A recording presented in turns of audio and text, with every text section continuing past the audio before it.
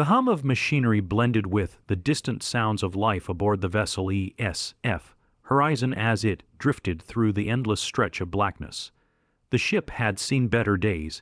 Its hull was patched with mismatched plates, evidence of numerous skirmish, with asteroids and debris fields that seemed to plague all who dared to venture beyond the reach of known space. Control panels flickered with an array of lights, some green, others red, indicating the ship's mixed health as it traveled through the Tilheim sector, a region of space notorious for glitching navigational readings.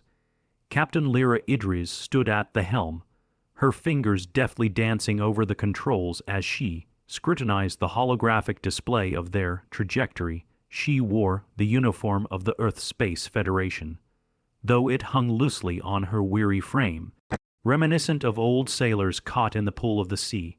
The flickering lights bounced off her lean face, nimbly accentuating her sharp cheek bones, but the furrow of her brow spoke volumes of the tension that filled the cockpit. Lyra, a voice surged through her earpiece, breaking her concentration. We're picking up a transmission. It's weak, but it's definitely coming from that sector we passed, said Morin, the ship's comms officer, leaning over his console with barely constrained excitement.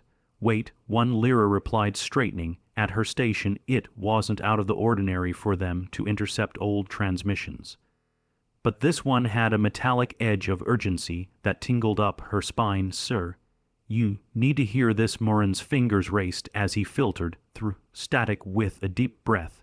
He isolated the transmission. It crackled to life, weaving through the silence of the cockpit. All personnel, I repeat, all personnel, this is Ensign Marlowe of the SS Nautilus. If you're receiving this, do not, I say again, not land on Gliese Shadow 7. I repeat, do not. The transmission abruptly cut off, leaving an echo of dread that hung heavy in the air. Lyra exchanged a glance with her crew. Hovering near the control panel were Kyra and Tuluk, both specialists on the mission.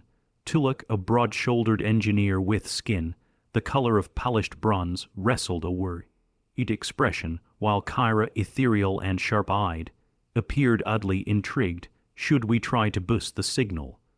Kyra suggested, her voice a whisper, as if afraid that too loud a comment might shatter the fragile apprehension that filled the space. Absolutely, Lyra said, her heart pounding. Her curiosity pulled her closer to the screen. As Morin adjusted the frequency, static crackled again, and then suddenly they heard it, a frantic shout, a chorus of voices overwhelmed by something dark and menacing. Lyra, we're getting a strong ping from Gliese Shadow 7, Morin announced, tapping in his basic controls. It's definitely a populated planet. Are they in distress? Tuluk asked, already checking his gear, anticipation dancing across his hands. Hard to tell. Thyre using some archaic identifiers I can't quite parse, Morin replied, wrinkling his brow as he tried to make sense of scattered signals. But given the previous transmission, we might need to prepare for a rescue or at least an investigation. Lyra bit her lip, a swirl of options battling in her mind. Doing nothing felt wrong. She was a captain, after all. Responsibility resting heavily on her narrow shoulders, but going to a planet after a warning like that. What if the Nautilus had discovered something horrific? Prepare the ship for boarding. Kyra, I need you at medical. Morin, keep tracking the signals. Look, and I will be monitoring systems. Let's get a better idea of what we're walking into before we decide anything else. Once the crew dispersed, Lyra remained anchored to her console, her mind racing. The last transmission had the air of a cryptic puzzle, compelling yet undeniably sinister. Gliese Shadow 7 had always been viewed as a desolate, dust-blown crater, ultimately devoid of prospects. Whispers of tragedy mocking it as a dead end. For miners here, the weight of their last acknowledgement weighed down on her, a testament that was less an imposition than a heavy cloak. Not land yet. Each click of the controls drew them closer to their destination. Lyra knew better than most the stubborn greed of her colleagues, their ambition driving them forward into the unknown. She had witnessed too many fall victim to the call of the void. compelled to excavate secrets even when the warnings hung like storm clouds overhead. As an ember of doubt sparked within her, Lyra pushed the feeling down. "If you don't land," she murmured to herself. "You don't know." The ship drifted closer to Glee's Shadow 7, a mosaic of colors fluctuating between shadows and light, until finally revealing a large surface peppered with peculiar formations. It sparked her fascination, even amid the gnawing worry that twisted around her heart. Craters dotted the landscape, contrasting starkly against deeper shades of crimson and amber. Lyra had to admit there was a haunting beauty to the shadows witnessed against the swirling dust. In less than an hour, they were orbiting the planet, the crew gathered for tactical strides. Lyra studied the control panel, numerous sensors painting quick snap shots of the chaotic landscape below, for every indication that pointed toward catastrophe. An opposing fact, dazzled with intrigue, Lyra Kyra said, glancing sideways at the main screen. See that? She pointed toward a specific area where smoke spiraled lazily into a hazy atmosphere. Lyra squinted at the screen. The sight was captivating, but chilling. Right. It looks like something's happening over there. Might be concentrated activity. It could be a fire, Morin suggested, or a settlement. Tuluk added a hint of excitement in his deep voice. We should get the source, investigate how many people are down there, if they're in trouble or hostile. Kyra murmured. Lyra felt the shift in the air palpable, as they all processed the reality of landing on the planet. The flicker of warnings once again brushed against her consciousness, but she repressed the instinctual spike of fear in favor of hope, the ever-brightening light that yanked her interested heart forward. All right, she said, swallowing hard yet tasting the resolve on the edge of her tongue. We're going in, not landing on a whim, but landing to understand. We have to put the Nautilus message in context. But the transmission, Morin began almost pleadingly. Don't land, it merits investigation. She insisted, cutting him off. She could feel their unease. An array of faces is clouded with uncertainty, but in her gut, she sensed that something deeper was happening on this planet, something that combined every warning they had received in a dramatic story that demanded to be unearthed. As she punched in the coordinates, Lyra felt like she was sealing their fates with each keystroke. What sacrifice had the Nautilus made as they fled or fought or vanished in the annals of lore? Was she in part a witness or a co-drafter of whatever fate awaited them? Prepare for descent, she commanded, the words stretching like steel across vulnerability. The ship shook as they entered the atmosphere, vibrations humming through the floor as they bucked against sheer air. Lyra's heart raced. The dim horizon enveloped around them, shadows closing in, obscuring their course as they dipped lower. The unknown drove them deeper, every flicker of the controls embodying their gamble, a test of faith against an ultimatum, suffocated in static with the adrenaline pounding through every fiber of her being. Lyra raised her voice above the din. If nothing else, we can learn the truth of this transmission.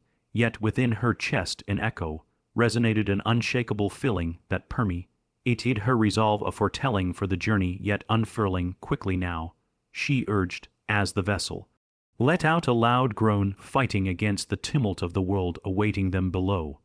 While a warning flickered in the background, don't land. The ESF horizon surged through the clouds, breaking through to the undiscovered underbelly of Glee's Shadow 7. The reality at the heart of something bigger looming ominously ahead. The ESF horizon shuddered as it broke through the stormy atmosphere of Glee's Shadow 7. Lyra felt her breath hitch in her throat, a surge of exhilaration mingled with dread, as the vessel nose dived toward the reddish surface clouds, swirling around them like tempestuous phantoms guarding hidden secrets. Deep beneath layers of swirling dust lay the unknown, each passing moment thickening the air with suspense and anticipation. As they leveled off, the cockpit displayed a chaotic mix of data points, but one particular reading captured Lyra's attention: emergency distress signals pinging like a chorus of desperate voices. The planet wasn't completely devoid of life after all.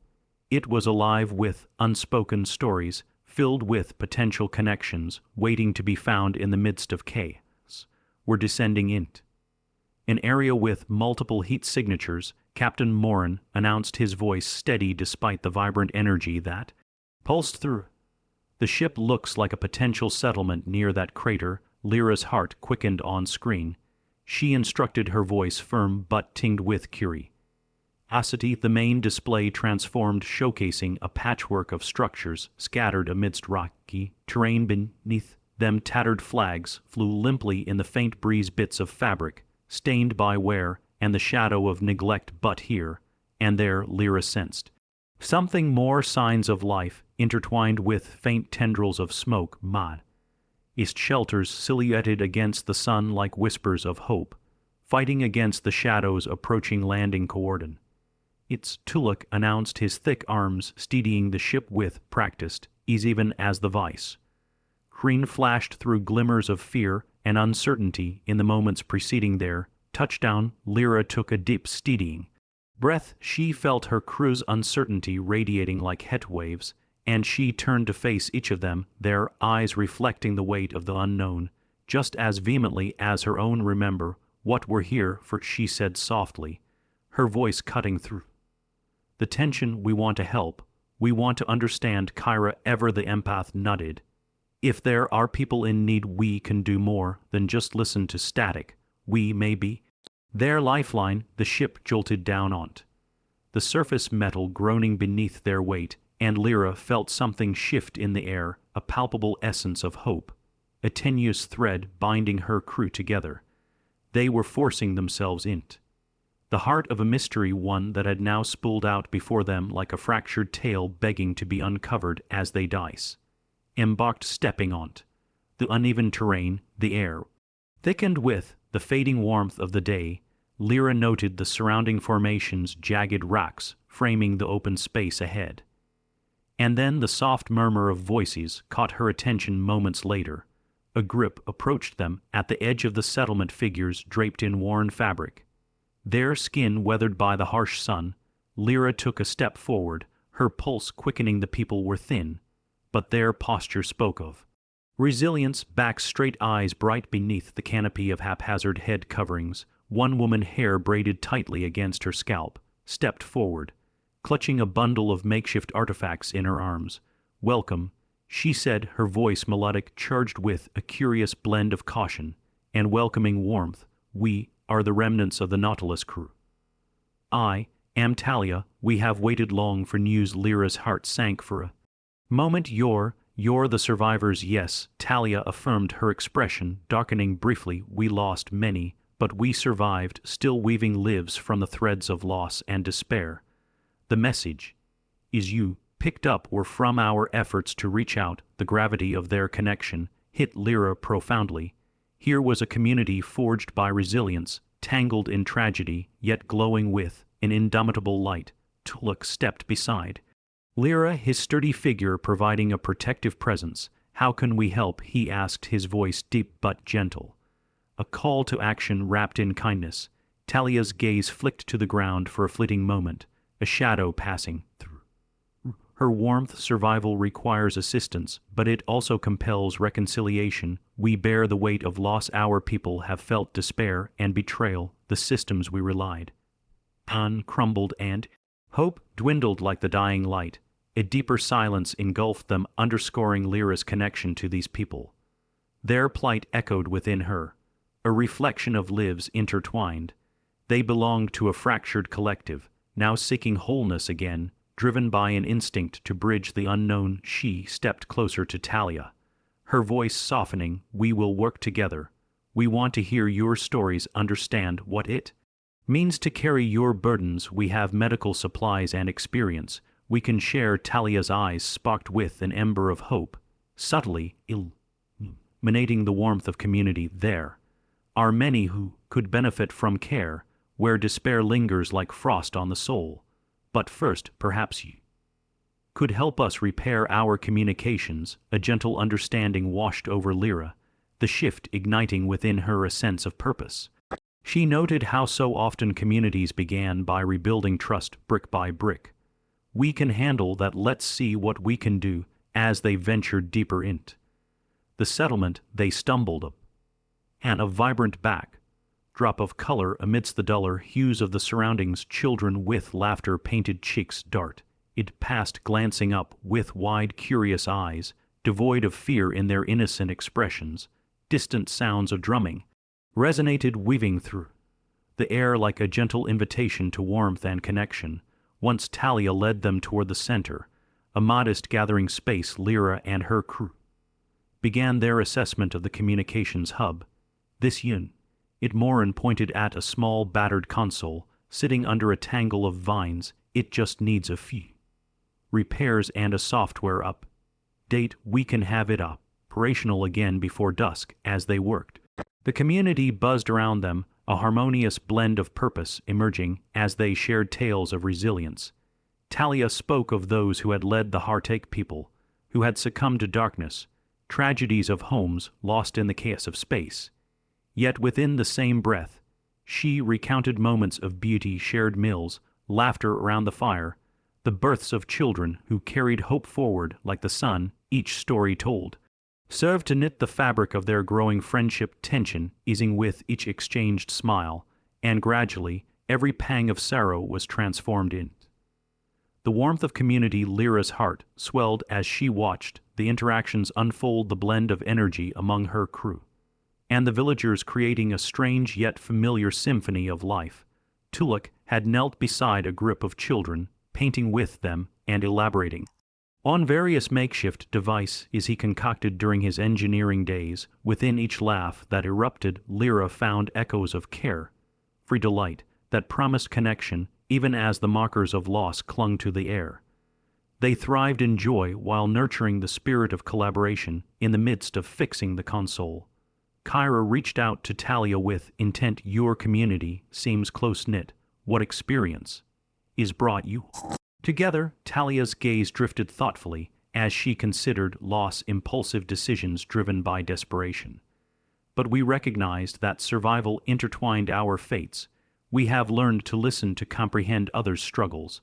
Only then can we begin to mend what is broken. Lyra felt the weight of those words resonate within her, as if Talia weren't merely addressing her or her crew, but rather articulating a universal truth between humanity, a call echoing through the very fabric of life. Together we can begin to rebuild. Then Lyra's, in her own voice brightening the air, we may have come here out of curiosity, but perhaps we hold a deeper purpose in sharing our stories. As the sun began its descent, casting a radiant glow over the horizon, Lyra felt a soft pull in her heart, carving a connection that transcended mere survival, banded by shared struggles and the indefatigable spirit of hope. The color of twilight began to weave magic amidst their gathering, and it filled the air with laughter, as children danced and echoed their joy off the rocky crags surrounding them. Another evening settled up in Glee's Shadow 7, while the communal meal was being prepared. Lyra and her crew took in the preparation while the aromas enveloped them. Nutty grains punctuated by the earth's essence, simmering roots mingling together into a fragrant chorus. While chopping roots, a spark ignited between Lyra and a young boy named Reeve, his curious green eyes reflecting this excitement. Together they peeled potatoes, alternating between minor mishaps and laughter, until an unexpected camaraderie blossomed. What do you dream of, Reeve? Lyra asked, her heart warming at their interaction. I dream of flying one day, he said earnestly, his hands motioning as if controlling an imaginary vessel. The sky above, the stars below.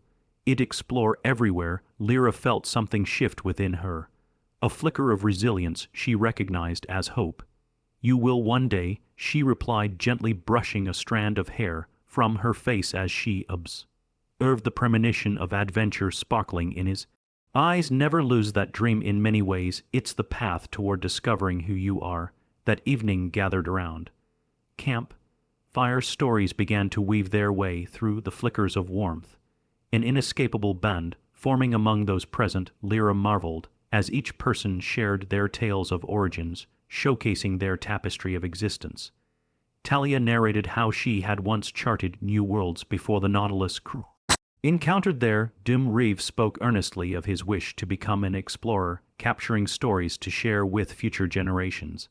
As these moments of vulnerability unfold, Lyra reveled in the found kinship blooming around her. Unexpected laughter echoed within her spirit, each exchange rapidly stirring a profound feeling of connection between the ESF crew and the villagers. But just as this moment of bliss unraveled, a distant rumble interrupted. The ground trembled beneath their feet, sending tremors of anxiety through the grip in waves. Conversations halted as eyes widened, uncertainty washing over them like a tempest, and the earth convulsed once more.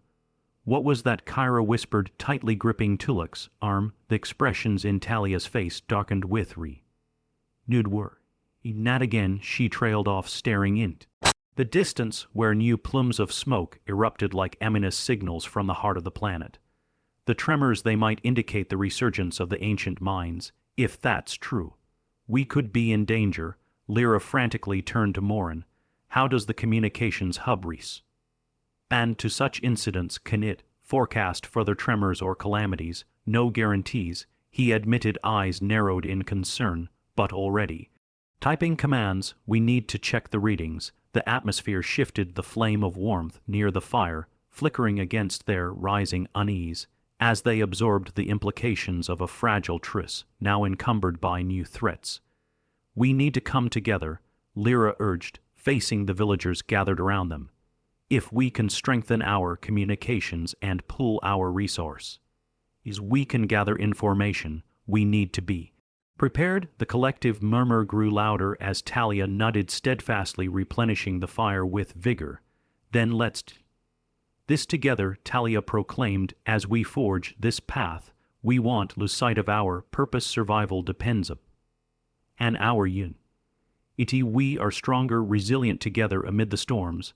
Lyra felt the birth of determination resonate in her chest like a rallying cry. This experience wouldn't just create connections, it would pave the way for survival. Beyond despair, amid the joy and laughter, unexpected challenge awaited in reconstructing what had been shattered. The bonds formed this night would stretch them beyond hope and determination, every step becoming a beacon, shining light against the darkness before them. They stood on the precipice of an unknown journey together, bond forged through sorrow but strengthened in love and resilience. But just as their spirits began to lift, an unsettling rumble shook the night, louder, more persistent. Lyra's heart raced in synchronization with the pulsating tremors in the distance. The silhouettes of the surrounding crags shifted ominously. What promised to be a story of rebirth now heralded something much darker that also loomed on the horizon. Her hands curled into fists, and she knew destiny would deliver its final word. Sin, they could no longer linger beneath the guise of complacency. Their choice would shape the dawn, each heart beat measured against the expanding uncertainties echoing deep in the heart of this tempestuous world awaiting resolution. The night air throbbed with tension as tremors emanated from the ground, pulsing rhythmically like a heart beat. Lyra stood among the villagers of Glee's Shadow 7, her mind racing with strategies while her heart anchored her in the shared vulnerability of this community. Around her, the flicker of the camp fire illuminated face mocked by resilience, and yet there was an undercurrent of fear that rippled through the crowd. The quakes had begun as mere rumbles, but each successive roar of earth beneath their feet signaled an emergency that could shatter both their fragile peace and the bonds they had forged in the warm glow of that evening. It was an alarm, but not merely for survival. It called up and them all to unite and rise to the challenge. Lyra took a deep breath, sensing the worry etched in Talia's brow as she stepped forward. What resource do we have to prepare for this? She asked, her voice steady as she looked around the circle. If we're going to weather this storm, literally, we need to act quickly. Talia exchanged worried looks with the other villagers before nodding, her resolve shimmering through the fear. We have some engineering tools left over from our earlier mining days, she said, motioning to the back of their settlement, where broken machinery rested under a protective canopy. We can fortify key structures, create barriers if the tremors worsen. We could use the Horizon's communications to relay information to our supports aboard. Morin offered his earlier concern, dissipating as he shifted int command. With more eyes on the horizon, we may avert catastrophe before it strikes. Keen eyes sparkled in recognition of a purpose renewed. It was an idea that flickered light int their uncertainty, tracing hope across their collective heart. Reeve, eyes wide with fascination, whispered, "Can I help? I want to be an explorer." Lyra knelt in front of the boy, her gaze striking balance beat. Between compassion and seriousness. "I want you to help, Reeve, but it's important we stay safe, too. Are you ready to be careful and listen?" "Yes," Reeve said, his determination unwavering. "I can do it." With that, Lyra felt an overwhelm of warmth surge through her, a reminder that even in peril hope remained nestled in the hearts of the young. The villagers dispersed swiftly, rallying to retrieve tools and materials, while Lyra and her crew set up temporary communications equipment. They worked in synchronized effort, their movements choreographed in rhythm, each moment played out with a gravity that spoke volumes about the urgency they faced. Look grimaced as he hoisted a heavy metal sheet. "These will offer some shields against falling debris," he stated, perspiration glistening on his forehead. The physical effort was grueling, but he relished the company that surrounded him, from children carrying smaller tools to the determined faces of adults joining alongside. Throughout the preparations, a sense of community blossomed. Kyra discovered herself swimming through a sea of laughter as children began to share jumbled tales of adventures only they understood. They made elaborate plans for exploring the newly formed caverns they feared might reveal treasures once lost there. Up Bitcomer uttery echoed like an anthem of unity, a beautiful chaos woven together under perilous skies, as the sun began to dip below the horizon, casting a golden hue that laced the air with magic. Lyra signaled for a break. They gathered around the embers of the camp fire to replenish their energies. Tired yet hopeful face is glowed softly in the dim light. Shifts of dirt still clung to Reeve's cheeks, mocking the exuberance of their collective labor. "Tomorrow will reveal what we've worked towards," Lyra said, her voice gentle but firm. "But for now, let's share what we hope for amidst this storm." Talia took the lead, her voice warm yet thoughtful. "I want to see glimmers of light return to our village." She began, her eyes reflecting the embers. "We've endured darkness for too long. I desire the joy we once imagined would flourish here one by one." The villagers shared their hopes, some expressing desires for connections, others speaking of resources or celebrations. Even the children chimed in, planting dreams of lightships and brave explorers. Each hope strung them closer together, shimmering like stars above the gathering. When it came to Lyra's turn, she felt a mixture of gratitude and elation. "I hope to witness each of you shine with the strength that resonates within all of us," she said softly, her heart aching with purpose. "Together, we can carve out possibility amidst adversity." As the last flickers of sunlight surrendered to dusk, Lyra felt warmth wrap around her, a safety net in which the community embraced those fragile words. It was an unspoken promise, a commitment that no matter how stormy the skies may grow together, they would ground each other toward hope. They returned to work, this time with a focused intent, harnessing skills and sharing laughter. The moon glowed brightly in the night, illuminating their labor as they strengthened barriers in preparation for the unknown challenge. Is ahead. The tremors remained a burden, reminders that danger drew closer, but the bonds among them had transformed into a shield, providing strength against the pulse of fear. As they completed the fortifications, Lyra felt fatigue sinking deeper into her bones, but so did a satisfaction that sang through her. Here on a foreign planet, far removed from Earth, their once tenuous alliance had morphed into a thriving community, emboldened by courage and compassion. Each heart shielded the other from losing hope. knitting the fabric of their story together. Suddenly, the ground shook violently again, and her resolve still to keep holding on Lyra called out, glancing at her crew. It became a mantra echoing through the night as they steadied themselves against the tremors, grounding each other. Once more, the tremors rolled through, whipped up by chaotic forces looking beneath the surface, but the structures they erected held fear transformed in exhilaration as Lyra realized that while the tremors would come and go, the bonds they had forged were now the bed, rock up, which they stood as the night deepened. They continued their vigil, watchful eyes scanning the dim horizon. Faint lights flickered in the distance, distant warnings or signs of life. Lyra's curiosity stirred restlessly, just as she turned her gaze back to the group.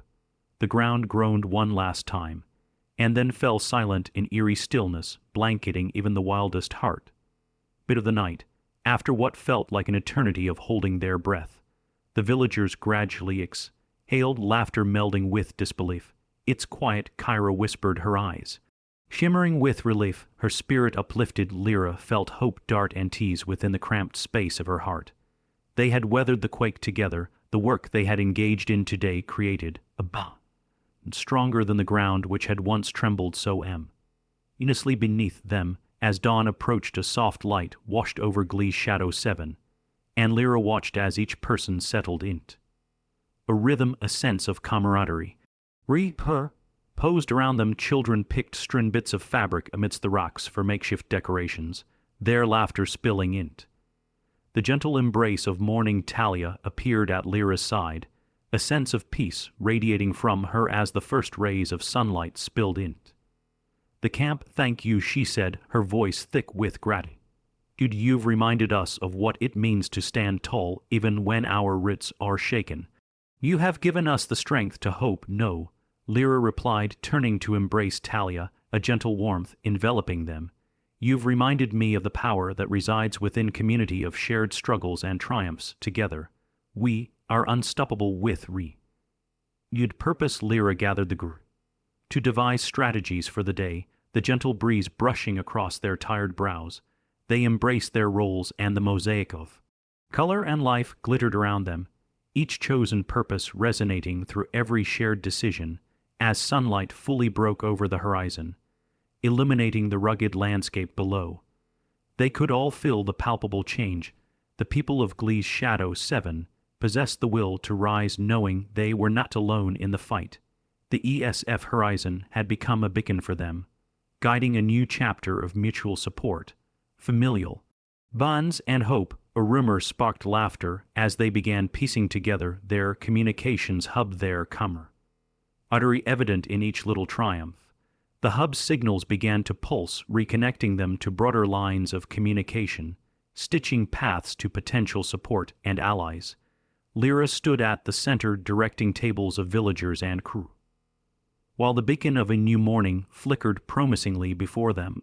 Every hope expressed the day before now transformed into action. It was mutual reinforcement, a building block against the chaos they had weathered. As Lyra directed, she felt appreciation bloom inside her, a fulfillment that went beyond her role as captain. With every moment shared here, she absorbed the beauty of their stories and communities coming together.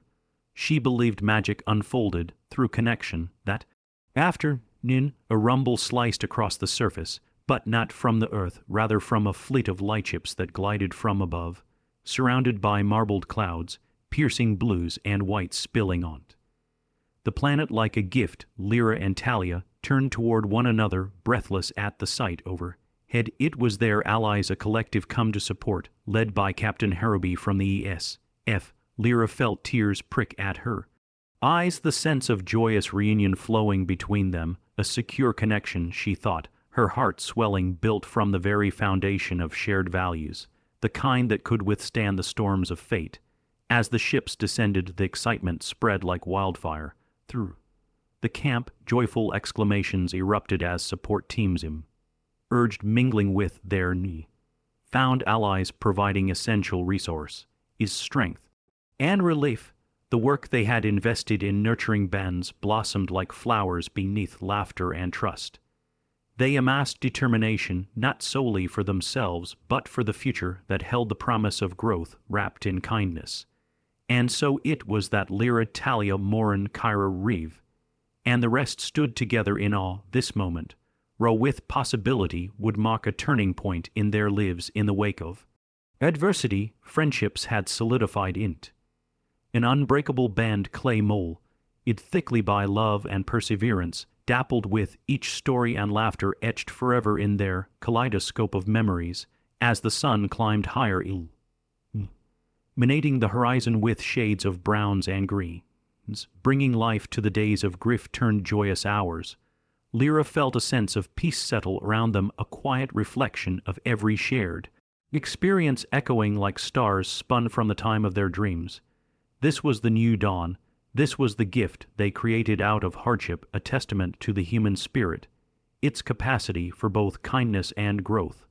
Forged through trials that had tethered their hearts, the ESF Horizon docked safely, the support team flowing in among them just as the flames from yesterday faded into embers, transformation weaving through the air. Lyra sensed that together they could weather anything, that resilience anchored in collaboration would always forge trails through the darkened skies overhead, breathing life into promise, ease, and hope, yet born hand in hand.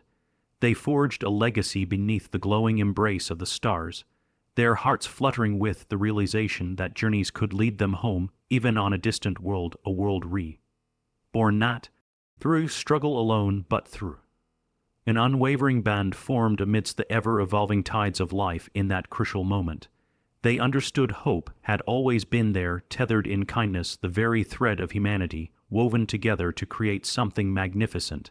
And against the backdrop of Glee's Shadow 7, they began to envision a future brightened by possibilities united forever in this collective symphony of life.